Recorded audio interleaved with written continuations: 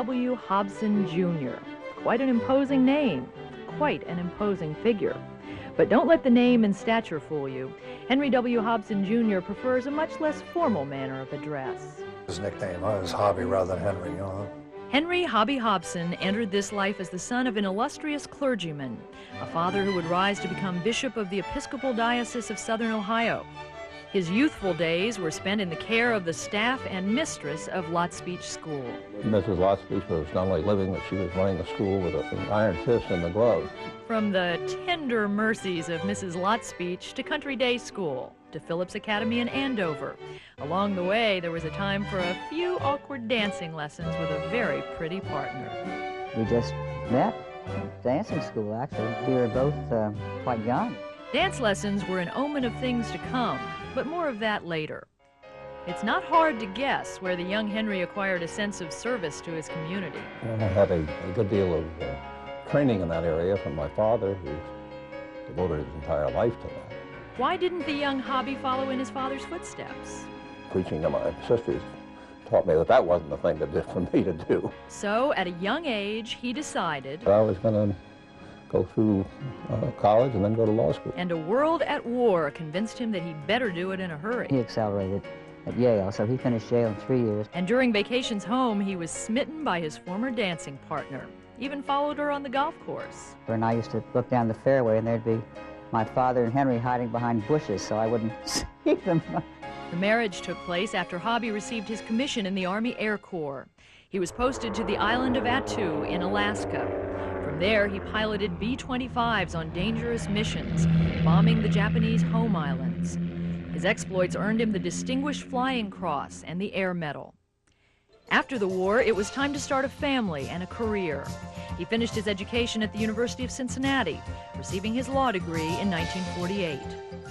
He then entered the firm of Frost & Jacobs, where he has since become something of a legend. Together with Bill Seaman and Charlie Puckta and Bob Klausmeyer, Hobby created the structure and organization that we have here at Frost & Jacobs. And it didn't take long for Hobby to establish himself in other worthwhile endeavors. Henry has offered his services to the city and to the people of Cincinnati on numerous occasions. He has been so active himself in so many areas, whether it's education or the arts. To social and civic activities, there's not too many people that have done the things for the community that Henry has. But one of the things that always comes to mind when I think about Hobby is the fact of his running those two major campaigns in a relatively short period of time. When he was the head of the United Way now, called United Appeal then. And Fine Arts in Cincinnati. Both of them he handled very successfully.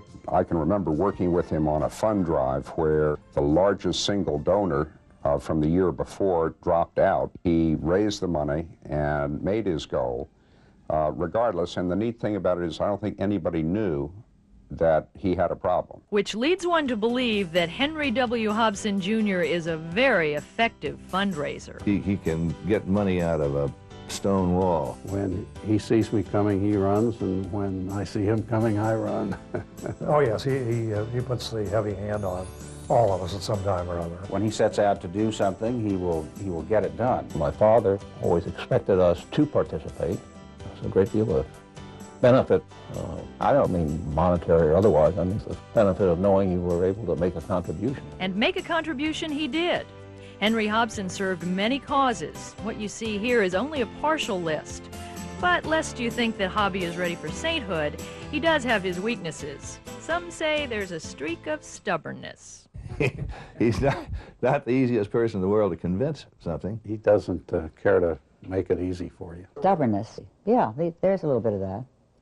I mean, mainly about his automobile. It's a compact red Volkswagen.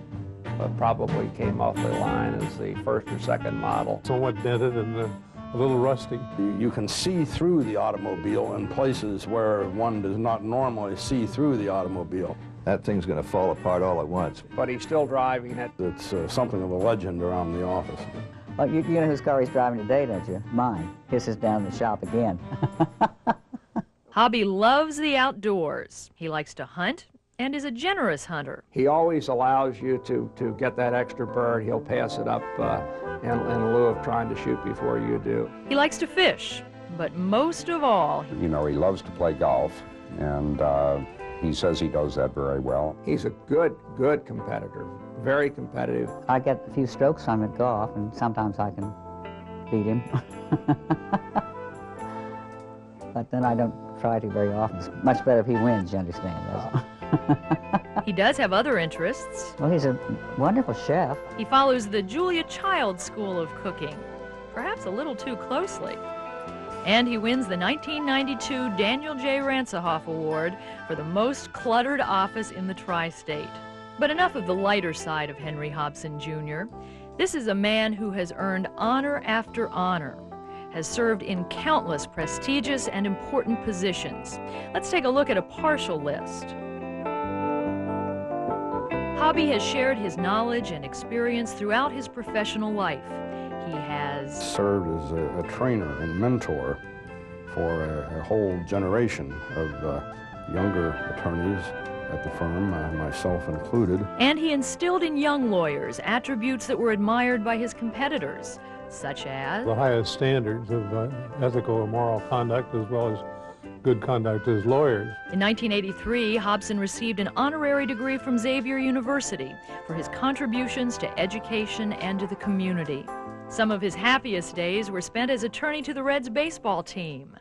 To gain a measure of the man we honor here, we spoke to those who know him best. I know of no one whose integrity is more impeccable. I would have to say that Henry's integrity stands above all else. He's had a distinguished legal career in his own firm. He's a very focused man. He's very methodical. Confident. Extremely intelligent. It's a rated organization. Knows where he wants to get, and he usually gets there pretty quickly. He has a way of looking at you that can impart much more than anything he might say. He's tall and strong. And Lanky. Great big bear of a fella. Well put together, Easygoing. open and outgoing. He always has a smile on his face. He sort of looks like John Wayne to me. Henry has a fine sense of humor. He's got a wonderful laugh. It's warm. I think he's as good as a host or a guest, either one. I like the host better because he picks up the tab. Oh, he is an absolutely devoted husband. He dotes on my mother. we just seem to get along awfully well.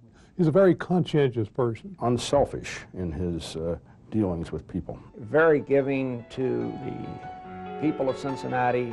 Whether it's law practice or fundraising or whatever, he likes to really put some spirit into it and enjoy it and have the people that he's working with enjoy it as well. I think Cincinnati is very, very fortunate to have a man like him. In closing, Betty Hobson offers a few well-chosen words. Henry, you are my boy.